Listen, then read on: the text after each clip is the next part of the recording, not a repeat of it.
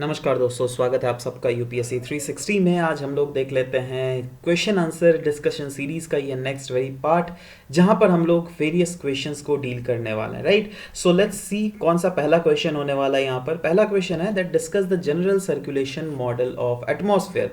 Now general circulation model मतलब सीधा आपके दिमाग में क्लिक करना चाहिए, यार ये विंड सर्कुलेशन के बारे में पूछा गया है। ठीक है, सो इसके भी दो टाइप होते हैं। राइट, उसमें इंसान को कंफ्यूज कर सकता है दैट जनरल सर्कुलेशन मॉडल है क्या। तो मैं आपको क्लियरली ये बता देना चाहता हूँ दैट यूजुअली जब भी यहाँ पे पूछा जाता है तो आपको वही हेडले सेल, ठीक है, फेरल सेल और पोलर सेल के बारे में ही डिस्क्राइबली लिखना पड़ता है। राइट, बट एक छोटा जो कंफ्यूजन वाला एलिमेंट आ जाता है वो हम लोग इस आंसर के थ्रू डिस्कस करने वाला है ना। ध्यान दीजिएगा, चलो वो तो डिस्कस करेंगे ही, बट पहले आप इसको स्टार्टिंग कैसे कीजिएगा। अगर ऐसा तो इस स्ट्रेट फॉरवर्ड शायद ही क्वेश्चन है, बट स्टिल मैं आपको बोल रहा हूँ, है ना। जस्ट देखो, कैसे भी क्वेश्चन टेढ़ा मेढ़ा करके कैसे भी पूछ ले, अल्टीमेटली ये अगर इससे रिलेटेड पूछे तो आपको यही लिखना पड़ेगा जनरल सर्कुलेशन मॉडल में। ठीक है, तो सर्कुलेशन मॉडल मतलब किसका सर्कुलेशन? विंड का सर्कुलेशन। तो विंड क्रिएट कैसे होता है? तो देखो दो फैक्टर बेसिकली होते हैं। एक तो सन का इंसोलेशन के कारण। सन का इंसोलेशन मेनली प्रिडोमिनेंटली जो है आपका जाके ट्रॉपिकल रीजन में गिरता है, ये वाला रीजन। ठीक है, तो इस रीजन में ही जो है आपका जाके सन गिरता है, इसीलिए जो है ये रीजन में जो एयर है ना वो लो काफी ज्यादा हल्का हो जाता है। राइट, तो इसीलिए ये हल्का जब हो जाता है ये एयर उठता है ना। जब ये एयर उठता है फर्दर एक पॉइंट आता है ट्रोपोपॉज, वहां पर जो है आपका जाके फिर से ये एयर जो है आपका पोलवर्ड शिफ्ट करने लगता है। तो क्यों होता है वो सब सारा फैक्टर हम लोग डिस्कस करेंगे, बट ध्यान दीजिएगा ये जो सर्कुलेशन जो होता है अर्थ में, इन सर्कुलेशन से फायदा ये होता है दैट यहाँ का जो इस मेन रीजन का जहां पर सन का रेज सबसे ज्यादा प्रिडोमिनेंटली होता है और इसीलिए ये रीजन जो सबसे ज्यादा हीटेड हो जाता है, इस रीजन से हीट जो है सर्कुलेट करता है to the other parts of the world. ठीक है, other parts of the atmosphere. ठीक है, तो यही चीज हम लोग यहां पर पढ़ने वाले हैं। ठीक है, ओके। ग्लोबल विंड जो जनरेट होता है, क्यों जनरेट होता है? क्योंकि प्रेशर डिफरेंस के कारण। एक जगह होता है हाई प्रेशर, एक जगह होता है लो प्रेशर, और विंड जब भी फ्लो करता है वो हाई प्रेशर से लो प्रेशर होता है। अच्छा, ये भी क्यों होता है? क्योंकि अनइक्वल हीटिंग के कारण। राइट, ये लो प्रेशर के कारण जो है यहाँ पे आपका जाके विंड रेज होने लग जाता है, तो यहाँ पे जो वैक्यूम क्रिएट हुआ ना, वो वैक्यूम को फिलअप किया जाता है by high pressure region wind. ठीक है, इसीलिए विंड बहता है। विंड ऐसा कोई पुश फैक्टर मतलब कुछ एक्चुअली में कोई एंटिटी नहीं है ये, है ना, बट ये जनरेट ऑटोमेटिकली होता है। क्यों? प्रेशर डिफरेंस के कारण, हाई प्रेशर लो प्रेशर, है ना। जब भी कहीं पर लो प्रेशर क्रिएट होता है और हाई प्रेशर क्रिएट होता है तो हाई प्रेशर से लो प्रेशर की तरफ जो है आपका जाके विंड हमें बहता हुआ दिखता है। ठीक है, नाउ विंड पैटर्न जो है वो माइग्रेट करता है लैटिट्यूडनली। जैसे ये अर्थ हुआ, ठीक है, ये हुआ इक्वेटर, है ना, तो ये क्या हुआ? लैटिट्यूड्स हुए। ठीक है, तो विंड जो पैटर्न है ना ये माइग्रेट करता है लैटिट्यूडनली। ठीक है, वो कैसे माइग्रेट करता है वो हम लोग पढ़ेंगे through Hadley cell, Ferrel cell और पोलर सेल के माध्यम से। वैसे ओवरऑल अगर दुनिया में विंड का मूवमेंट्स कैसे कैसे होता है तो तीन काइंड ऑफ मूवमेंट्स होता है। एक होता है प्राइमरी सर्कुलेशन, एक होता है सेकेंडरी सर्कुलेशन, एक होता है टर्शरी सर्कुलेशन। प्राइमरी सर्कुलेशन में आपको प्लैनेटरी विंड्स दिखेंगे, जैसे ट्रेड विंड। देखो यहाँ से यहाँ जो है ट्रेड विंड ऐसे करके बहता है ना। उसके बाद आते हैं वेस्टर्लीज जो कि ऐसे बहते हैं। राइट, उसके बाद आता है पोलर ईस्टर्लीज जो कि पोलर रीजन से आपका जाके अराउंड 60 डिग्रीज तक ऐसे करके बहते हैं। राइट, तो सिमिलरली जो है सदर्न हेमिस्फेयर में भी ऐसे ही होता है। ये हो गया आपका जाके ट्रेड विंड्स सदर्न हेमिस्फेयर का, ये होगा सदर्न हेमिस्फेयर का वेस्टर्लीज ऐसे करके, और सदर्न हेमिस्फेयर का ट्रॉपिकल ईस्टर्लीज हमें देखने को मिलता है। ठीक है, चलो। अच्छा, ये जो विंड सर्कुलेशन हो, अच्छा ये प्राइमरी सर्कुलेशन तो हम लोगों ने पढ़ लिया क्या होता है। ये सब ट्रेड विंड, वेस्टर्लीज और पोलर ईस्टर्लीज। क्यों? क्योंकि ये जो है प्रीडोमिनेंटली आपको ओवरऑल दिखते हैं इसके सर्कुलेशंस। राइट, दूसरा सर्कुलेशन होता है सेकेंडरी सर्कुलेशन। सेकेंडरी सर्कुलेशन में हमें जो है एयर मास का सर्कुलेशन दिखते मिलता है, साइक्लोन्स का सर्कुलेशन, एंटी साइक्लोन्स और मॉनसून का सर्कुलेशन हमें मिलता है। राइट, वैसे ही होता है टर्शरी सर्कुलेशन। टर्शरी सर्कुलेशन में जो है all the local winds produced by the local causes. जी हाँ, ये जितने सारे जो है ना यहाँ पर लोकल विंड्स प्रोड्यूस होते हैं, और that also produce due to the local causes ना। पहले हम लोग देख लेते हैं single cell circulation model. Right, देखो दो सेल सर्कुलेशन मॉडल होता है। ऐसे आपको क्वेश्चन में क्या पूछा गया है, आपको क्वेश्चन के तहत अगर देखिएगा उसमें डायरेक्टली कहाँ गया, हाँ क्वेश्चन में पूछा गया जनरल सर्कुलेशन मॉडल, है ना। बट जनरल सर्कुलेशन मैंने बोला ना, उसमें दो चीज़ों में कंफ्यूजन होता है। तो यूजुअली दो जो सेल होता है वो होता है एक सिंगल सेल, एक होता है 3 सेल सर्कुलेशन मॉडल। ना बहुत जने ऐसे गलती करते हैं दैट जनरल सर्कुलेशन मॉडल पूछा है तो वो सोचते हैं अरे भाई ये तो जनरल नहीं है क्योंकि 3 यहाँ पे सेल्स है, राइट। तो इसलिए वो सिंगल सेल सर्कुलेशन मॉडल लिख के आ जाता है। देखो सिंगल सेल सर्कुलेशन मॉडल ये जो थ्योरी था ना, ये पास्ट का थ्योरी है। अभी का प्रेजेंट का थ्योरी है ये वाला थ्योरी जिसको कहते हैं हम लोग 3 सेल सर्कुलेशन मॉडल। और वही उसी के बारे में आपको इस आंसर में भी अच्छे से सजा के लिखना है। ये जो है इसको प्रिपेयर किया गया था बाई पैलमैन इन 1951। इसको हम लोग ट्राइसेलुलर मेरिडोनियल सर्कुलेशन मॉडल भी कहते हैं, ठीक है। अच्छा, ये जो है आपको पहले जो है जैसा कि मैंने बोला दैट पहले ये वाला मॉडल ज़्यादा डोमिनेट करता था। इस मॉडल के तहत क्या कहा गया था दैट देखो हीटिंग के कारण जो है लो प्रेशर बनता है, ठीक है। इसके कारण जो है विंड ऊपर जाता है ना। और ट्रोपोपॉज में जो है विंड डिसेंड करता है, जो कि पोल में जाकर डिसेंड करके फिर से एक सर्कुलेशन बनाता है। और देखो यहाँ पे आप देख रहे हो क्लियरली सिंगल सा सर्कुलेशन मॉडल है, यहाँ से आया, यहाँ से, यहाँ से, यहाँ से, एक सिंगल सा सर्कुलेशन। बट वहीं पर देखो यहाँ पर 3 सर्कुलेशन है, एक है यहाँ पर सर्कुलेशन, 2 और 3 सर्कुलेशन, ठीक है। जहाँ पर यहाँ पर हेडली, फेरल और पोरल सेल्स या फिर सर्कुलेशन हमें क्लियरली देखने को मिलता है, ठीक है। अच्छा, इस मॉडल के तहत 3 सेल सर्कुलेशन मॉडल के तहत जो है 2 तरीका बताया गया है दैट कैसे हीट और मोमेंटम ट्रांसफॉर्म होता है from one part of the world to another part of the world. जहां पर विंड का सर्कुलेशन को एक तो वर्टिकल में भी दिखाया गया और हॉरिजॉन्टल में भी दिखाया गया। कैसे, देखो ये वाला जो है ना, ये वाला जो है इधर से इधर, ये आपको ट्रेड विंड है क्लियरली, ठीक है। ये वाला जो आप देख रहे हो ये वेस्टर्लीज है और ये वाला जो है ये पोलर ईस्टर्लीज है। यहाँ तक तो क्लियर है। अच्छा, ये जो ऐसे करके इधर बैठ रहा है ये तो हॉरिजॉन्टल लेवल में बह रहा है ना। वही चीज़ है, इसी का जो है ना वर्जन वो ये वाला देख रहे हो, ये वाला है ना। इसको अगर हम 3D में बनाने की कोशिश करें, ठीक है, तो ये तो हॉरिजॉन्टल मूवमेंट हो रहा है। बट हॉरिजॉन्टल मूवमेंट के साथ साथ इस 3 सेल सर्कुलेशन मॉडल में आपको वर्टिकल मूवमेंट भी दिखाया गया, ये वाला, समझ रहे हो बात। तो ये vertical circulation as well as horizontal circulation, दोनों सर्कुलेशन इस मॉडल के तहत आपको दिखाया गया है, right. Each meridian has 3 cell. जी हाँ, देखो ये आप अपर नॉर्दर्न हेमिस्फेयर ले लो या फिर सदर्न हेमिस्फेयर ले लो। देखो नॉर्दर्न हेमिस्फेयर में भी 1 सेल हो गया, 2 सेल, 3 सेल, सदर्न हेमिस्फेयर में भी 3 सेल, ठीक है। अच्छा, ये वाला जो पार्ट है ना, इस वाले पार्ट को हम लोग कहते हैं हेडले सेल या फिर आप लोग ट्रॉपिकल सेल भी कह सकते हैं। इस वाले पार्ट को हम लोग कहते हैं फेरल सेल, जिसको हम लोग मिड लैटिट्यूड सेल भी कहते हैं। और इसको कहते हैं हम लोग पोलर सेल, जिसको पोलर सेल ही कहा जाता है। Alright, okay. अब आ जाता है सबसे पहला ट्रॉपिकल सेल या फिर जिसको हेडली सेल कहा जाता है, ठीक है। तो ये देखो नॉर्दर्न हेमिस्फेयर वाला ट्रॉपिक हेडली सेल है, ये सदर्न हेमिस्फेयर वाला हेडली सेल है। इसमें बेसिकली होता क्या है, नॉर्मल अगर मैकेनिज्म का डिस्कस किया जाए तो सन के रेज के कारण जो है इस रीजन का जो है आपका एयर काफ़ी ज़्यादा वार्म हो जाता है। वार्म होता है से लाइट होता है, लाइट होने से एयर ऊपर भागेगा, तो एक विंग इसका इधर भाग जाएगा, एक विंग इसका इधर भागेगा, ठीक है। फर्दर ये जो है एक पोर्शन पॉइंट में आके डिसेंड भी कर जाता है। क्यों? क्योंकि यहाँ पर फेरल सेल से टकराता है। और भी डिफरेंट रीजंस है जो कि हम लोग आने वाले स्लाइड्स में डिस्कस करते हैं, ठीक है। तो यहाँ पे क्या हुआ, इसका तो आपको अगेन साइड मॉडल दिखा है, बट इसका अगर आपको फ्रंट व्यू दिखाया जाए तो ये देखो ये वाला इक्वेटर है ना, तो यहाँ पर भी जो है ये वाला इक्वेटर रीजन है, ठीक है। और ये वाला जो रीजन है अराउंड 30 डिग्री लैटिट्यूड वाला रीजन है, ठीक है। यहाँ पर क्या हुआ, सन के कारण मतलब रेस के कारण जो है बहुत ही ज़्यादा आपका यहाँ पे एयर लाइट हो गया। एयर लाइट हुआ तो धड़ाधड़ ऊपर भागता है एयर, ठीक है। अब ऊपर भागेगा तो यहाँ पर क्यूमुलोनिम्बस क्लाउड का भी फॉर्मेशन होगा। ये हमने डिस्कस कर लिया था प्रेसिपिटेशन वाले चैप्टर में, अगर आपने नहीं देखा तो ज़रूर से देख लीजिए वो वाला चैप्टर, है ना। तो उसमें हम लोगों ने बताया था मैकेनिज्म दैट कैसे वेरियस टाइप्स ऑफ क्लाउड्स होते हैं, कैसे सिरस क्लाउड होते हैं, राइट, कैसे आपको निम्बोस्ट्रैटस क्लाउड मिलेगा, कैसे क्यूमुलोनिम्बस क्लाउड मिलेगा। तो वेरियस क्लाउड्स का डेफिनेशन ऑलरेडी उसमें डिस्कस किया गया है, राइट।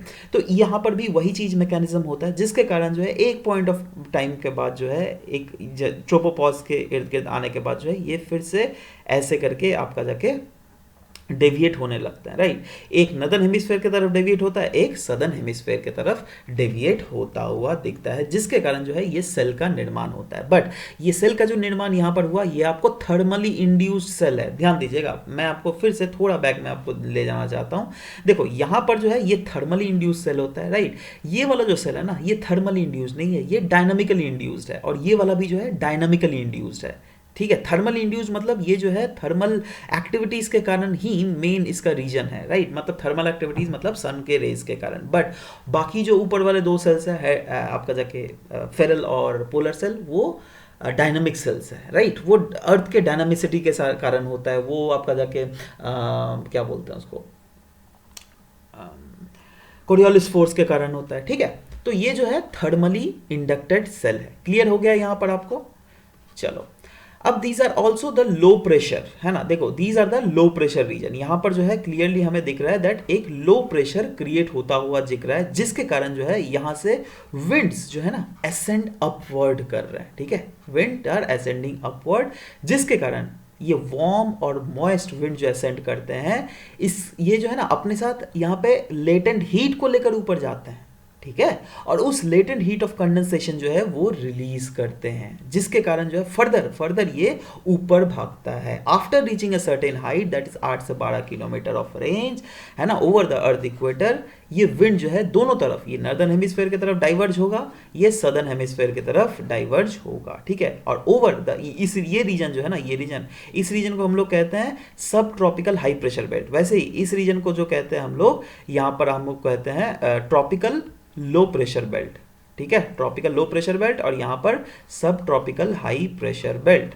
ठीक है। फिर ऊपर में जो आएगा वो आपका पोलर लो प्रेशर बेल्ट हो जाता है, ठीक है। ओके, सो हमें ये यहां तक तो समझ गया दैट इसको सब, यहां पर जो है एक बेल्ट होता है जिसको कहते हैं सब ट्रॉपिकल हाई प्रेशर बेल्ट। वहां पर यहां आकर आपका जाके ये जो अपर एंटी ट्रेड विंड है ना, वो आके डाइवर्ज करता है। एंटी ट्रेड विंड किसको कहते हैं? देखो यहां से जो इधर भाग रहा है उसको ट्रेड विंड कहते हैं, और इसके ऑपोजिट वाला जो रीजन भाग रहा है ना ऊपर में ट्रोपोपॉज के इर्द गिर्द, उसको हम लोग एंटी ट्रेड कहते हैं। कोई शक यहां पर? Okay. Over the sub tropical high pressure belt, इस सब ट्रॉपिकल हाई प्रेशर बेल्ट जो कि ट्रोपोपॉज के इधर होता है, यहां पर आकर जो है विंड डिसेंड करने लगता है, ठीक है। और ये डिसेंड जो जिस जोन में करता है ना, इस पूरा जोन को हम लोग कहते हैं हॉर्स लैटिट्यूड, ठीक है, जो क्या 20 डिग्री से 30 डिग्री नॉर्थ के आपको बीच में मिलेगा, ठीक है। Now the surface winds blow from sub tropical high pressure belt to equatorial low pressure belt. जी हाँ, ये सब ट्रॉपिकल जो माफ कीजिएगा, ये सरफेस ट्रेड विंड जो है ना, ये सरफेस ट्रेड विंड जो हम लोग देख रहे हैं, ये फिर से जैसे एक तो डिसेंड किया, फिर से ये जो है यहाँ पे क्योंकि विंड भी ऊपर जा रहा है तो यहाँ पे वैक्यूम क्रिएट हो रहा है, राइट। तो इस वैक्यूम को फिल अप करने के लिए ये रिप्लेस कर रहा है बेसिकली, ठीक है। इस एसेंड, ये जो एयर एसेंड हो रहा है ना, उस एसेंडिंग एयर को रिप्लेस करता है फिर यहाँ का air, and the upper air wind moving opposite direction to the wind is called anti trade. ये तो हम लोगों ने पहले ही डिस्कस कर लिया। अच्छा, नीचे डिस्क्रिप्शन में लिंक जरूर दिया हुआ है, वो देख लीजिए। Subsiding air is relatively dry. अब देखो जो एयर जो सबसाइड कर रहा है ना नीचे, वो लेकिन रिलेटिवली ड्राई है, और ये सबसाइड कहाँ कर रहा था? इस वाले रीजन में, ठीक है। क्यों? देखो यहाँ पर तो यहाँ मॉइस्ट था, बट यहाँ पर तो क्लाउड हो गया, बारिश होकर मॉइस्चर लूज कर दिया, है ना। बट यहाँ पर जो है ये सबसाइड कर रहा है, जो कि रिलेटिवली ड्राई है, इसीलिए यहाँ पर जो है हमें एडियाबेटिक हीटिंग देखने को मिलेगा, जिसके कारण जो रिलेटिव ह्यूमिडिटी था ना और भी इस एयर पैकेट में रिड्यूस हो जाता है। इसीलिए ये जो रीजन है ना सब ट्रॉपिकल हाई प्रेशर बेल्ट वाला रीजन, यहाँ पर आपको सब ट्रॉपिकल डेजर्ट्स देखने को मिलेंगे। क्यों? क्योंकि ऊपर से जो विंड आ रहे हैं ये बिल्कुल इसमें ह्यूमिडिटी बहुत ज़्यादा कम है। इनफैक्ट आप सहारा डेजर्ट ले लो जो कि नॉर्थ अफ्रीका में है, राइट। ग्रेट ऑस्ट्रेलियन डेजर्ट ले लो, ये सब डेजर्ट कहाँ है? इसी रीजन में गिरता है, right. And they are very much आपका जाके लो ह्यूमिडिटी होती नहीं ऑलमोस्ट, ठीक है। अब हम लोग सवाल उठाते हैं फैक्टर्स, क्या क्या ऐसे फैक्टर्स होते हैं जो क्या कंट्रीब्यूट करते हैं to the subsistence of wind, है ना। देखो एज सच ये फैक्टर हमें यहाँ पर डिस्कस करना तो नहीं है इस क्वेश्चन में, बट हम लोग थोड़ा होलिस्टिकली डिस्कस कर रहे हैं, सिर्फ क्वेश्चन के आंसर को ही अप्रोच नहीं बल्कि उसमें और भी इन डेप्थ घुसने ना चाहते हैं, जिससे क्या आपको रिवीजन भी हो जाए और ये भी हो जाए। बट एज सच ये वाला पार्ट आपके इस आंसर में इंक्लूडेड नहीं होगा, राइट। बट स्टिल हमें समझना है दैट क्यों सबसिस्टेंस करता है विंड, क्या क्या फैक्टर्स होते हैं जो कि कंट्रीब्यूट करता है विंड के सबसिस्टेंस को। देखो क्या होता है ना, अपर एयर में, इस रीजन में, मैं हेडलिस रीजन का बात कर रहा हूँ, ठीक है। यहाँ पर जो विंड सबसाइड हो रहा है, ये वाला सबसिडेंस क्यों हो रहा है, इसके 3 रीजंस यहाँ पे बोलेंगे। पहला है दैट अपर एयर फ्लो में जो हो रहा है ना, यहाँ पर देखो यहाँ पे एयर हीट था, है ना, बट जैसे इस रीजन में जो है ना ये हीट लूज कर रहा है। इनफैक्ट यहाँ पे रेडिएशन के कारण कूलिंग एक्टिविटीज हो रही है। आपको पता है जब एयर कूल होगा तो वो डेंस होगा, जब एयर डेंस होगा तो वो जो है सबसाइड करेगा, राइट। तो एक रीजन तो हमें सबसिडेंस का मिल गया। दूसरा रीजन सबसिडेंस क्या क्या होता है, कोरियोलिस फोर्स। अब देखो क्या होता है ना दैट यहाँ पर देखो, जैसे मैं ये सरफेस का बात कर रहा हूँ, ठीक है। सरफेस में जो ट्रेड विंड ऐसे बहती है, ठीक है। अब ये फिर जो है ट्रेड विंड यहाँ पे आई, फिर ऊपर गई, फिर ये ऐसे करके ऐसे जाती है। बट ये ऊपर वाला मूवमेंट कैसा रहेगा वो मैं दिखाता हूँ। देखो अगर हम लोग सरफेस वाला मूवमेंट हम लोग देखें तो सरफेस वाला मूवमेंट जो है ना कुछ ऐसा रहेगा, ठीक है। बट ऊपर वाला मूवमेंट इसका देखो, ये ऐसे गया है ना, फिर आपका जाके ऊपर गया है ना, फिर ये ऐसे मूव करेगा। तो ये वाला मूवमेंट जो होगा ना इसका कुछ ऐसे रहेगा, ठीक है।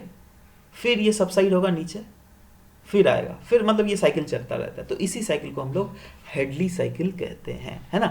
अब ये जो ऊपर में जो ऐसा मूवमेंट आपको देखने को मिल रहा है तो ध्यान देखना, यहाँ पे कोरियोलिस फोर्स भी एक्टिंग करेगा, है ना। तो कोरियोलिस फोर्स जब हम लोगों ने डिस्कस किया तो वहाँ पे क्या डिस्कस किया था, दैट एक पॉइंट ऑफ टाइम के बाद जो है ये वाला मूवमेंट ऐसा हो जाएगा, समझ लो, कोरियोलिस फोर्स के कारण, है ना। तो इसीलिए ये वाला विंड जो है आगे नहीं बढ़ पाता है, ठीक है। इसीलिए भी ये भी एक रीजन है जिसके कारण विंड जो है सब ट्रॉपिकल हाई प्रेशर बेल्ट के ऊपर डिसेंड कर जाता है। क्लियर है? अगर नहीं क्लियर हुआ तो फिर से रिपीट करके देख लो।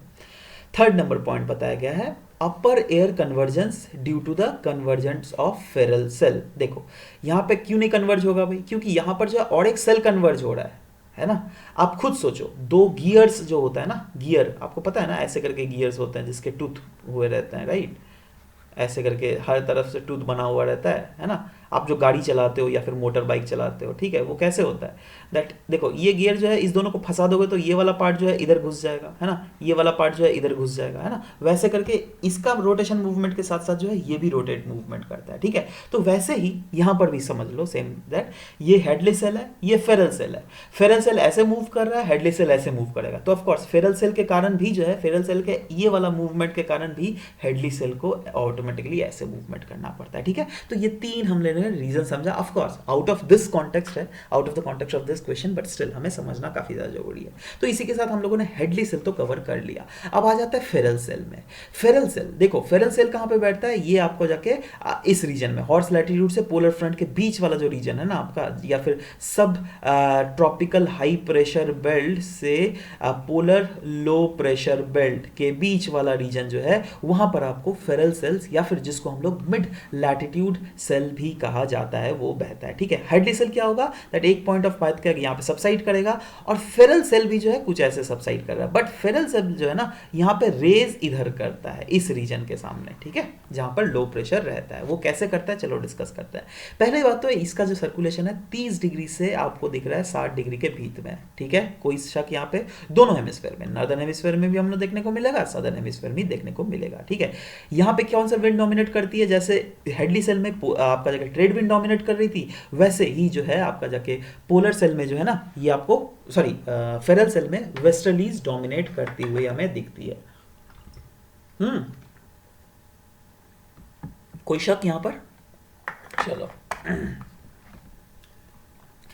और ये वेस्टर्लीज जो है ना डिसेंड करती है अगेन, या हेडली सेल जिधर डिसेंड करती थी, हेडली सेल किधर डिसेंड करती थी, इस रीजन में जिसको हम लोग हॉर्स लैटिट्यूड कहते हैं। और ये भी जो है क्लियरली यहीं पर डिसेंड कर रही है, और डिसेंड करके जो है अल्टीमेटली ये आपका जाके सब पोलर लो प्रेशर बेल्ट के तरफ जाने लगती है, ठीक है।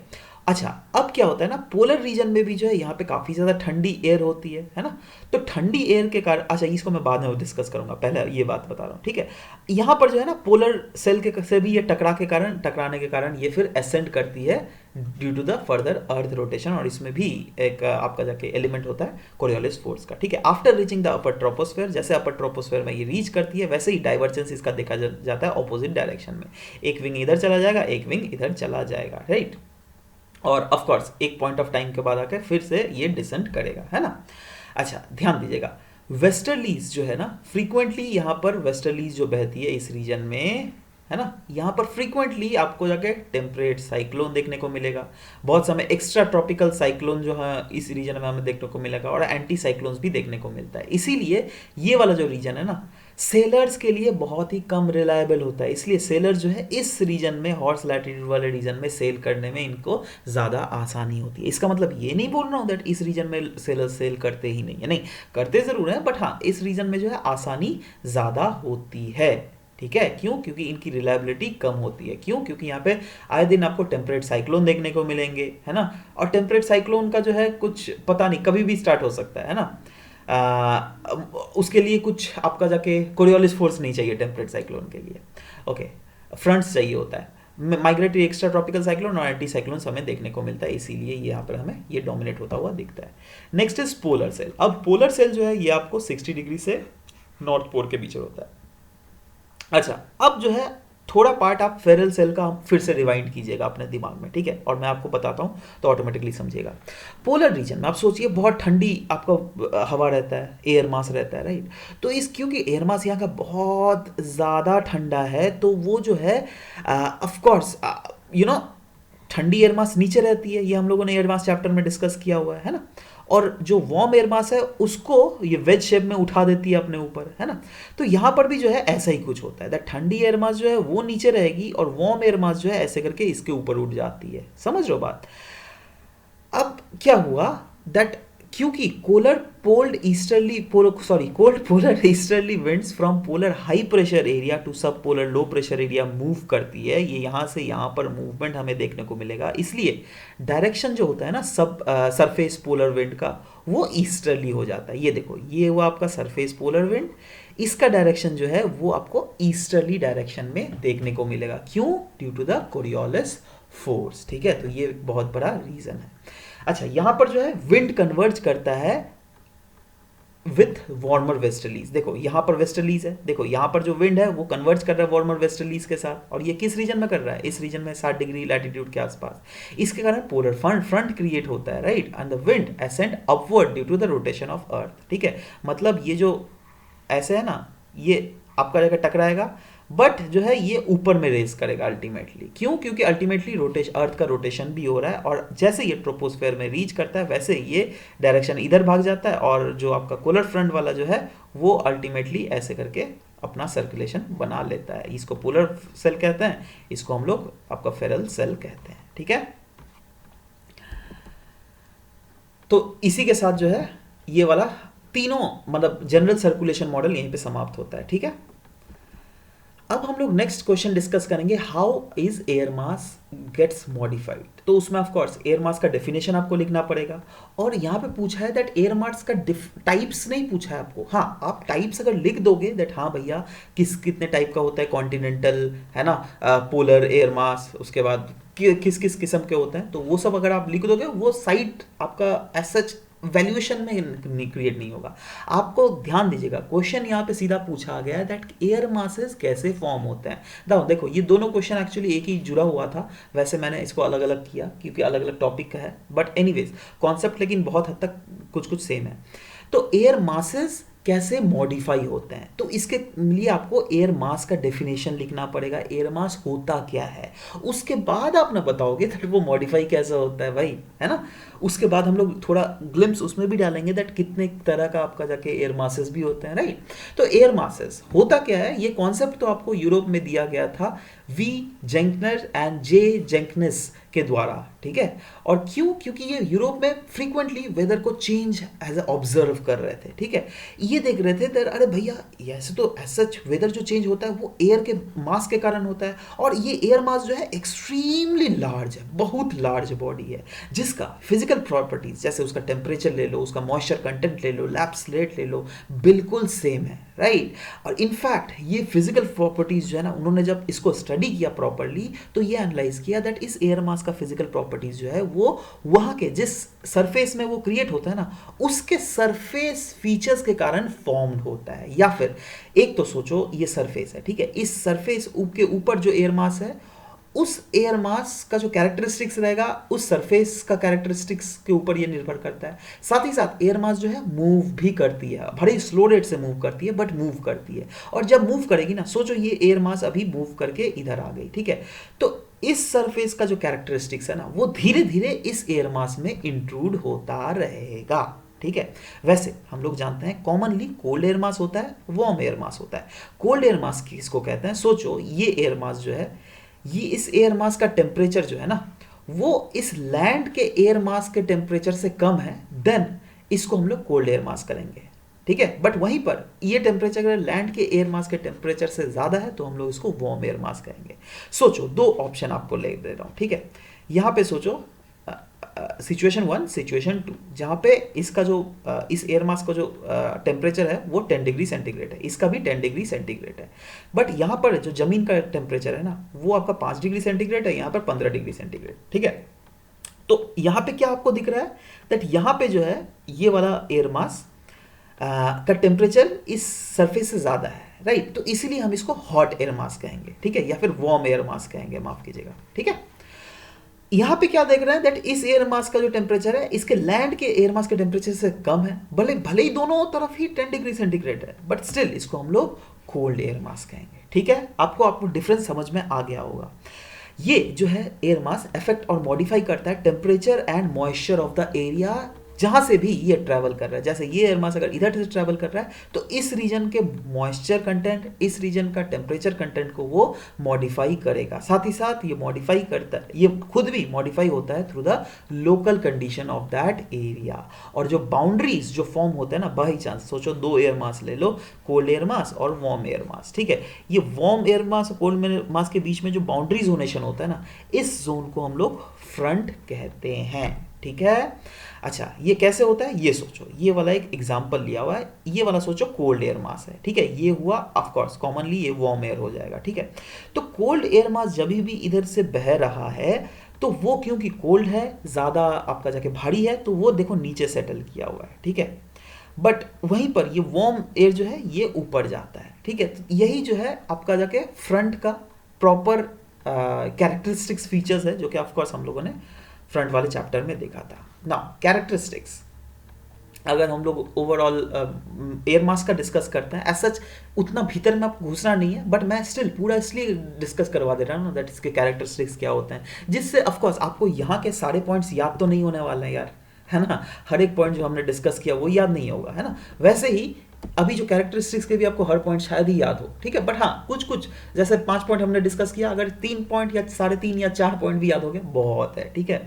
सो इसके कैरेक्टरिस्टिक्स क्या होता है? ऑफ कोर्स कोई भी एयर मास जो है एक लार्ज पोर्शन ऑफ एरिया के ऊपर, या तो वो कॉन्टिनेंट के ऊपर भी हो सकता है या फिर मैरीटाइम रीजन के ऊपर भी ये फॉर्म होता है, जहां पर vertical as well as horizontal stretch होता है। वही ना हम लोगों ने डिस्कस किया, एक वर्टिकल स्ट्रेच भी होता है इसका, एक हॉरिजॉन्टल स्ट्रेच भी होता है इसका, है ना। और इसका टेम्परेचर ग्रेडियंट जो है वो फेयरली यूनिफॉर्म होता है। मतलब यहाँ पर मतलब ये पूरा अगर सोचो एयर मास है, ठीक है, ये पूरा अगर एयर मास है इस धरती के ऊपर, तो इस रीजन का एकदम स्टार्टिंग पॉइंट से दूसरा पॉइंट जो अगर है ना, यहाँ पे अगर टेम्परेचर चेंज भी अगर हमें देखने को मिलेगा ना, बहुत ही ज़्यादा ग्रेजुअल रहेगा, बहुत ही ज़्यादा ग्रेजुअल, ठीक है। स्टीप हमें टेम्परेचर डिफरेंस हमें नहीं देखने को मिलता है। क्यों? क्योंकि ओवरऑल एयर मास का जो टेम्परेचर है वो सिमिलर ही होता है। It can be having small variations as well, ठीक है।